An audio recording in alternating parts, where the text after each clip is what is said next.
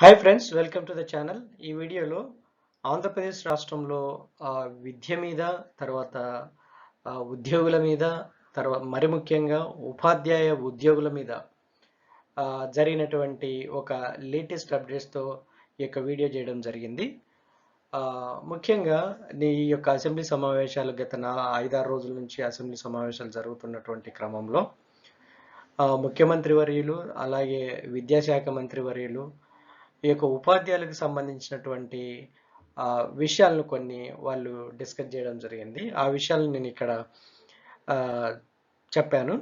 So అందులో మెయిన్గా ఈ యొక్క టీచర్ల పరిస్థితి, టీచర్ల యొక్క డిఎస్సి నోటిఫికేషన్ మీద, తర్వాత ఆ టీచర్ల యొక్క రిటైర్మెంట్ ఏజ్ మీద, తర్వాత ఉద్యోగులకు ఇవ్వాల్సినటువంటి పిఆర్సీల మీద, వాటి విషయాలన్నింటినీ కలిపి డిస్కస్ చేయడం జరిగింది. వాటినన్నిటిని నేను డిస్కస్ చేసే ముందు మీకు అందరికీ ఇంతవరకు ఛానల్ని ఆదరించిన దాన్ని బట్టి, నన్ను ఎంకరేజ్ చేస్తున్న విధానాన్ని బట్టి మీకు ఎంతగానో కృతజ్ఞతలు friends.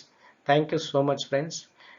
Friends, please like my videos, share my videos, and subscribe my channel to subscribe this channel, and also recommend this channel to your friends, those who are preparing competitive exam and who are looking for job notifications. So I'll update every day the job notifications and DSC TET exam notifications and other related content. So friends, please keep watching for latest updates. Thank you so much.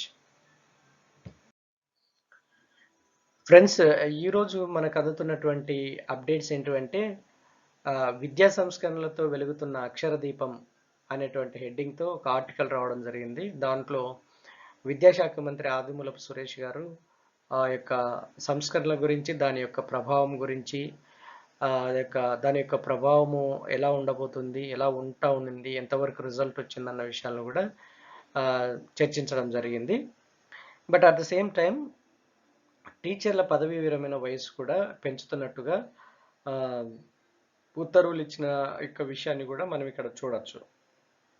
అయితే మనకి ఇదివరకే తెలిసిన విషయమే, ఆంధ్రప్రదేశ్ రాష్ట్రంలో తీసుకొచ్చినటువంటి నూతన విద్యా సంస్కరణలో భాగంగా స్కూల్స్ని ఒక 6 కేటగిరీలుగా చేశారు. మనం మెయిన్గా డిస్కస్ చేసుకునే 2 కేటగిరీలు, ఫౌండేషన్ స్కూల్స్, తర్వాత హై స్కూల్స్. సో 3, 4, 5 తరగతులను హై స్కూల్లో చేర్చడము, వాళ్లకు ఒక్కొక్క సబ్జెక్టుకు ఒక్కొక్క టీచర్ బోధించాలని నియమం పెట్టడము. సో దానివల్ల టీచర్స్ యొక్క రిక్వైర్మెంట్ ఎక్కువ కావడం అన్నటువంటిది జరుగుతూ ఉంది. బట్ పెరిగిన టీచర్స్ని ఇంకా రిక్రూట్ చేసుకోపోవడం అన్నది ఇప్పుడు అందరినీ ఆలోచింపజేస్తున్నటువంటి విషయము. ఎందుకంటే సంస్కరణలు తీసుకొచ్చిన దాని రిజల్ట్ చూడాలంటే దానికి తగినటువంటి టీచర్స్ ఉండాలి. టీచర్స్ ఉంటేనే ఆ యొక్క సంస్కరణల యొక్క రిజల్ట్ ఉంటుంది. సో దీనికి సంబంధించినటువంటి విషయాన్ని మొన్ననే 2 రోజుల క్రితమే స్వతహాగా ముఖ్యమంత్రి వర్యులు చెప్పడం జరిగింది.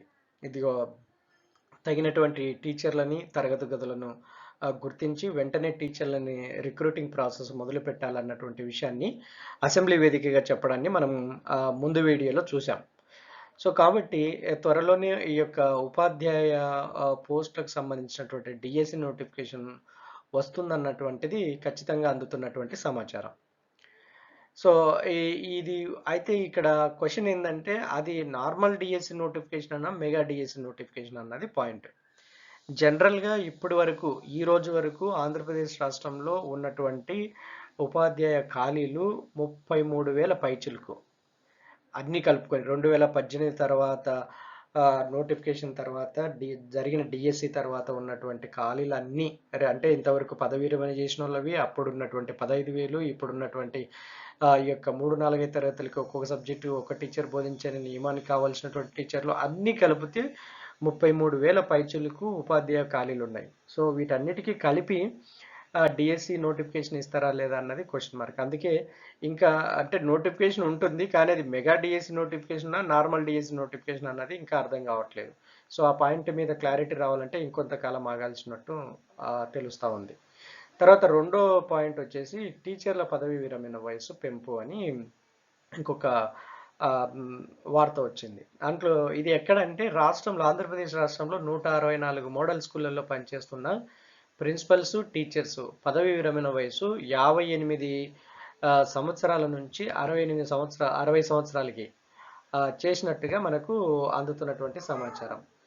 సో ఇక్కడ 58 ఏళ్ల నుంచి 60 సంవత్సరాలకు పెంచేందుకు ఆర్థిక శాఖ ఆమోదం తెలుపుతూ శుక్రవారము అంటే నిన్ననే ఉత్తర్వులు ఇచ్చినట్లుగా కూడా మనకు అందుతున్నటువంటి సమాచారం. సో ఈ పదవి విరమణ వయసు పెంచడంపై ఆయా స్కూళ్ళల్లో పనిచేస్తున్నటువంటి టీచర్స్ లేకుంటే ఆ యొక్క టీచర్స్ అసోసియేషన్ ఏపీ రాష్ట్ర గౌరవ అధ్యక్షుడు ఒంటేరు శ్రీనివాసరెడ్డి గారు, రాష్ట్ర అధ్యక్షుడు కోమటిరెడ్డి శివశంకర్ రెడ్డి గారు, మిగతా వాళ్ళందరూ గవర్నమెంట్కి, ముఖ్యమంత్రికి కృతజ్ఞతలు తెలిపినట్టుగా మనకు అందుతున్నటువంటి వార్త.